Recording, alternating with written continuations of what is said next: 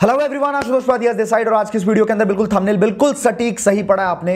Network marketing कभी मत करना, कभी भी मत करना। और आज की इस वीडियो में एंड तक मैं आपको बिल्कुल क्लैरिटी देने वाला हूं कि हमें नेटवर्क मार्केटिंग क्यों नहीं करनी चाहिए, कभी नहीं करनी चाहिए। सो इस वीडियो को शुरू करेंगे, लेकिन इससे पहले मैं आपको एक रिक्वेस्ट भी करूंगा कि वीडियो को लाइक करना या डिसलाइक करना ये बाद में डिसाइड करना। पहले अगर वीडियो पे आई गए हो ना तो एक बार कंटेंट को देख लेना, क्योंकि हो सकता है जो मैं बोलूं, जो आप सोच रहे हो वैसा कुछ हो ही ना, है ना। हो सकता है किसी अलग कंसेप्ट में मैं बात करूं, तो ध्यान से इस वीडियो को देखना और बाद में हम डिसाइड करेंगे, कंक्लूजन पे पहुंचेंगे कि हमें नेटवर्क मार्केटिंग करनी चाहिए नहीं करनी चाहिए। और मैं टिका रहूंगा बात पे कि नहीं करनी चाहिए, ठीक है। So before we reach the conclusion, एक बार देश के हालात को देखते हैं। अभी देश में जो माहौल चल रहा है उसको एक बार देखते हैं। आपको सबको पता है ये बात कि हैशटैग मोदी रोजगार दो ये ट्विटर पे ट्रेंड कर रहा है, ठीक है। लाखों लोगों ने ट्वीट किया, रिट्वीट किया, शेयर्स किए, एंड पूरा का पूरा जो हमारे भारत का यूथ है ना, वो इसके समर्थन में है। और मैं खुद बोल रहा हूं, मैं खुद इस चीज के समर्थन में हूं। आपको सैलरी सम्मानजनक लगती है? बिल्कुल नहीं। एक्चुअली मैं आईटी इंजीनियर हूँ। अगर यूएस के मुकाबले देखा जाए तो हमें शायद मेरे हिसाब से 10% ही सैलरी मिलती है। अभी आप क्या करते हैं? अभी मैं मतलब इंजीनियरिंग करके अभी सेल्सफोर्स डेवलपमेंट में काम कर रहा हूँ, जॉब कर रहा हूँ मैं। ग्राउंड रियलिटी यही है कि हमें दिखाया जाता है कि आईटी फील्ड में आगे जाके बहुत पैसा है, 1 लाख 2 लाख सैलरी मिलती है ये वो, बट रियलिटी कोई नहीं बताता है कि एग्जैक्ट क्या है। जो हमारा एजुकेशन है, जो चीज़ें सिखा रहा है वो अब इंडस्ट्री में यूज़ ही नहीं होती हैं। अब सब कुछ आपने कहा डिजिटल हो गया, और आप देखिए एसएससी की प्रक्रिया में क्या डिजिटल है। जितने गंदे तरीके से एग्जाम ले रहे हैं, किसी से पूछ लीजिए, रेलवे का एग्जाम हो रहा है 4 महीने 5 महीने से फ्री चल रहा है। ये डिजिटलाइजेशन है। अजीब सी बकवास हो रही है। मतलब अगर ये बातें मोदी जी को भी पता चले तो शायद हंसेंगे, ये क्या हो रहा है देश में। क्योंकि आप खुद सोचो, जब एक स्टूडेंट कॉलेज के अंदर होता है, जब वो फर्स्ट ईयर में होता है, वो अपनी पूरी प्लानिंग करके रखता है कि भाई मैं आज फर्स्ट ईयर में हूं, मैं 3 साल बाद अपना ग्रेजुएशन कंप्लीट कर लूंगा, उसके बाद मैं इस टाइम पे, इस डेट पे, इस ईयर पे एग्जामिनेशन के अंदर अपीयर करूंगा, मैं इस टाइम पे एग्जामिनेशन दूंगा, इस टाइम पे मेरे रिजल्ट्स आएंगे, फिर मेरी जॉब लग जाएगी, फिर मैं अपनी लाइफ में सेटल हो जाऊंगा, अपनी शादी वादी करके एकदम प्रॉपर सेटल्ड लाइफ मैं जीऊंगा।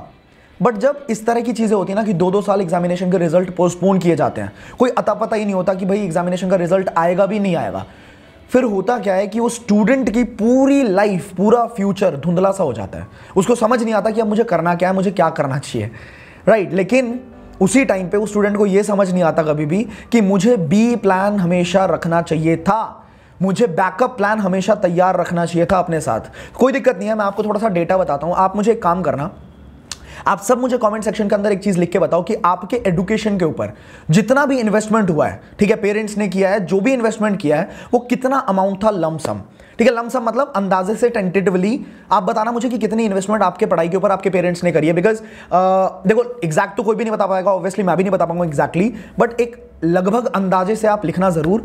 और आपको मैं एक डेटा देता हूं, बिल्कुल शॉक कर देगा। और जो भी चीजें मैं बोलूंगा ना, जो भी डेटा मैं आपको देने वाला हूं, सारे सोर्सेज आपको डिस्क्रिप्शन बॉक्स में मिलेंगे, जाके आप खुद भी रिसर्च कर सकते हो।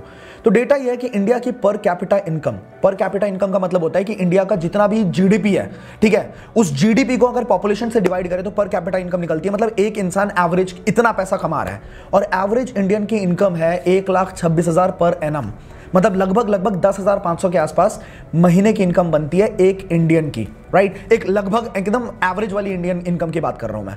अब आप सोचो, अगर हमारे एजुकेशन के ऊपर 15 लाख 20 लाख रुपए इन्वेस्ट हो चुके हैं और वहां पे पर कैपिटा इनकम निकल के आ रही है 10,000, तो लगभग 0.5% के आसपास हमारे को मंथली इंटरेस्ट आ रहा है।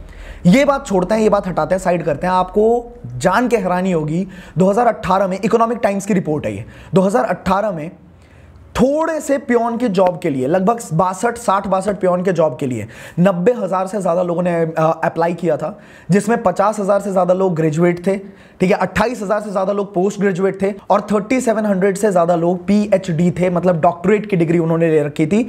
ये हालत है मार्केट में जॉब्स की, वो भी लॉकडाउन के पहले, कोरोना के पहले, ठीक है। कोरोना के बाद क्या हुआ वो भी हम डिस्कस करने वाले, बट कोरोना से पहले ये हालात थे। पर नेटवर्क मार्केटिंग मेरे भाई कभी मत करना, कभी भी मत करना, क्योंकि नेटवर्क मार्केटिंग क्या रिजल्ट्स देगा ये भी हम डिस्कस करेंगे, बट नेटवर्क मार्केटिंग अभी मत करना। इसके आगे चलते हैं, थोड़ा सा समझते हैं कि 2018 की रिपोर्ट है। 2018 में क्या हुआ था आपको पता है? जितने भी सुसाइड्स हुए थे ना, उन सुसाइड्स में अनएम्प्लॉयमेंट की वजह से 9.7% लोगों ने सुसाइड किया था।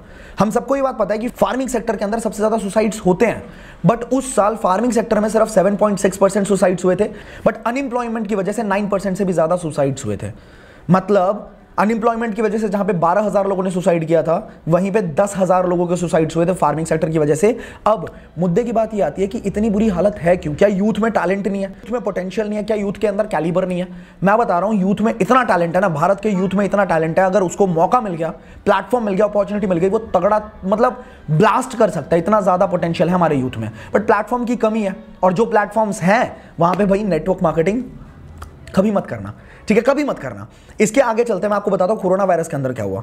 कोरोना वायरस के लॉकडाउन के बाद इंडिया की हालत जो हुई, होटल इंडस्ट्री की अगर हम बात करें, हॉस्पिटैलिटी इंडस्ट्री की अगर बात करें, तो 38 लाख से ज्यादा लोगों ने जॉब लूज किया। होटल इंडस्ट्री आपको पता है ना, अगर किसी की जॉब लग जाती है उसको लगता है लैविश लाइफस्टाइल है भाई, 5 स्टार्स के अंदर रहना है, 7 स्टार्स के अंदर रहना है, बट वहां पे 38 लाख से ज्यादा लोगों की जॉब्स गई।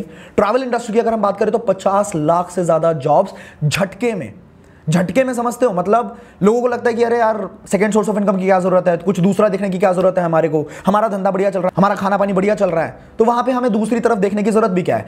एक झटके में लॉकडाउन आता है और उसके बाद 50 लाख से ज्यादा लोगों की जॉब्स चली जाती है। इसके बाद अगर हम बात करें ऑटोमोबाइल सेक्टर की, तो वहां पर भी 10 लाख लोगों से ज्यादा की जॉब्स गई, ठीक है। इसके बाद अगर हम देखें रिटेल सेक्टर के अंदर तो 2 लाख से ज्यादा जॉब्स गई। आईटी सेक्टर के अंदर अगर देखें तो 1.5 लाख से ज्यादा जॉब्स गई। स्टार्टअप्स के अंदर अगर देखें तो 1 लाख से ज्यादा जॉब्स गई। Banks, financial services, insurance sector, इन सब के अंदर 30,000 से ज्यादा जॉब्स गई। बट इतना सब कुछ होने के बावजूद, हमारे आंखों के आगे ये सारी चीजें हो रही हैं, बट फिर भी नेटवर्क मार्केटिंग कभी मत करना, कभी भी मत करना। अगर नेटवर्क मार्केटिंग सही इंडस्ट्री होती ना, तो कोई तो ऐसा बंदा होता, कोई तो गवर्नमेंट का ऐसा इंसान होता, गवर्नमेंट की बॉडी होती जो कभी ना कभी नेटवर्क मार्केटिंग को सपोर्ट करती, या नेटवर्क मार्केटिंग के नाम पे कुछ बोलती, सपोर्ट करती, दिखाती और उनको इंकरेज करती जो लोग नेटवर्क मार्केटिंग करते हैं।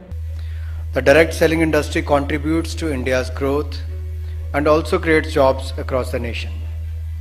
It is commendable that this industry engages around 6 million people involved as either distributors or direct sellers, and I've been told that this number could grow to 20 million by 2024, by 2025.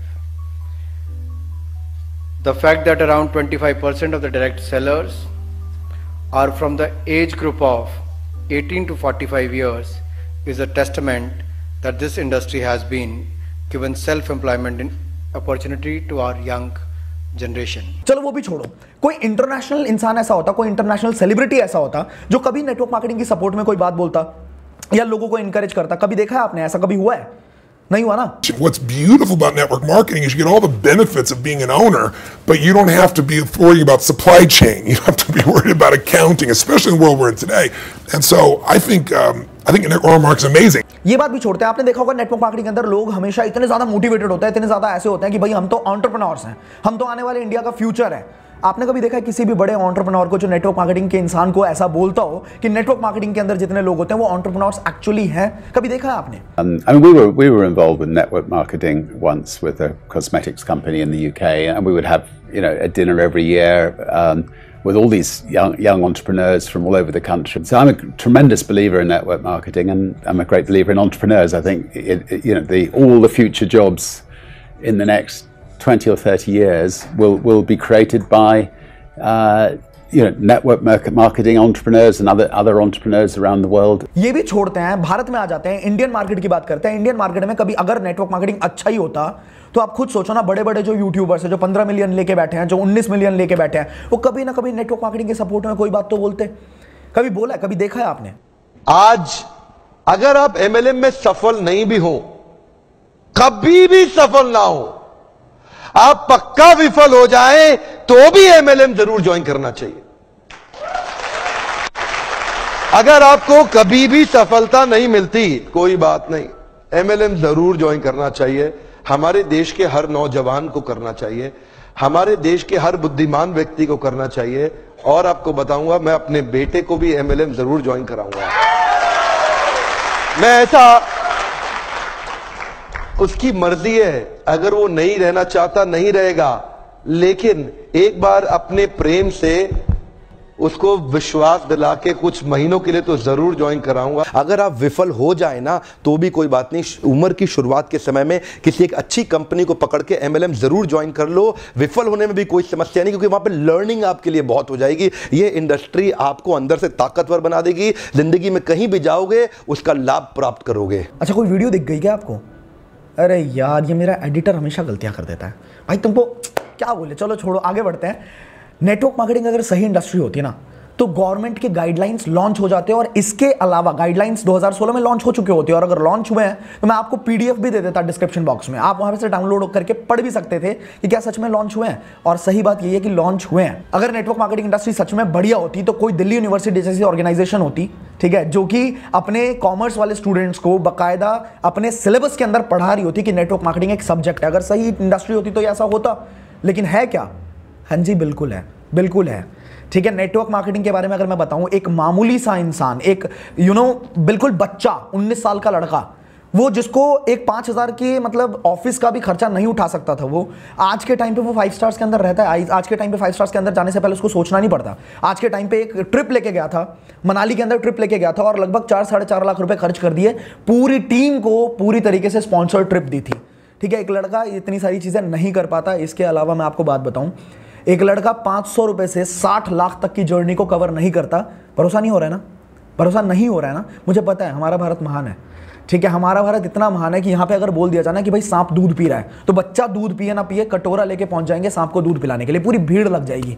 अगर ये बोल दिया जाए कि गणेश जी लड्डू खा रहे हैं, तो लड्डू पूरी दुनिया खिलाने पहुंच जाएगी उनको। बट ये बोला जाए कि पैसे आते हैं, सच में आते हैं। एक इंसान चीख चीख के बोल रहा है, यूट्यूब पे खुले में बोल रहा है, ठीक है, कि पैसे आते हैं, वाइट पैसे आते हैं, बट भरोसा नहीं होगा। तो एक काम कर लेना, आई बटन पे लिंक दे दूंगा, आई बटन मतलब यूट्यूब पे कॉर्नर पे दिख रहा होगा, लिंक दे दूंगा, जाके उस वीडियो को देखना, आपको खुद समझ आ जाएगा कि आते हैं या नहीं आते। और एंड में मैं यही बात बोलूंगा, भाई नेटवर्क मार्केटिंग, हाथ जोड़ के बोल रहा हूं, कभी मत करना। अगर आपको लगता है कि भाई नेटवर्क मार्केटिंग ये होता है वो होता है, सी 2 तरह की इंडस्ट्री है यूट्यूब के ऊपर।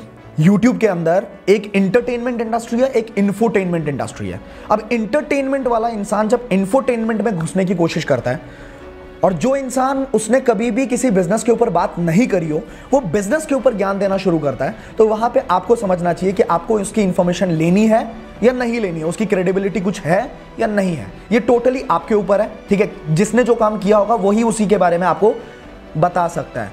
जिसका काम उसी को साजे और करे तो ठेंगा बाजे। तो अगर आपको अच्छी लगी ये वीडियो, आप अपनी पूरी टीम के साथ शेयर कर सकते हैं इस वीडियो को, उन लोगों के साथ शेयर कर सकते हैं जो लोग हमेशा यही बात बोलते हैं कि नेटवर्क मार्केटिंग कभी मत करना। अगर अच्छी लगी ये वीडियो, आपको लाइक जरूर करना है इस वीडियो को, ताकि मेरे को इंस्पिरेशन मिलती है इससे। एंड कमेंट करके मुझे बताना कि आपको कौन सा पार्ट सबसे ज्यादा बढ़िया लगा है। शेयर जरूर करना अपनी पूरी टीम के साथ, ताकि उनको भी एनकरेजमेंट मिले कि वो एक सही इंडस्ट्री के साथ एसोसिएट होकर काम कर रहे हैं। और फाइनली सब्सक्राइब जरूर कर देना चैनल को, because we are very close to 1 lakh subscribers. And बहुत मजा आने वाले टाइम में बहुत सारी वीडियोस आने वाली हैं। सो लाल बटन मिल जाएगा, क्लिक कर देना, बेल आइकन हिट कर देना। I will see you in the next video. Till the time, बड़ा खेलते हैं।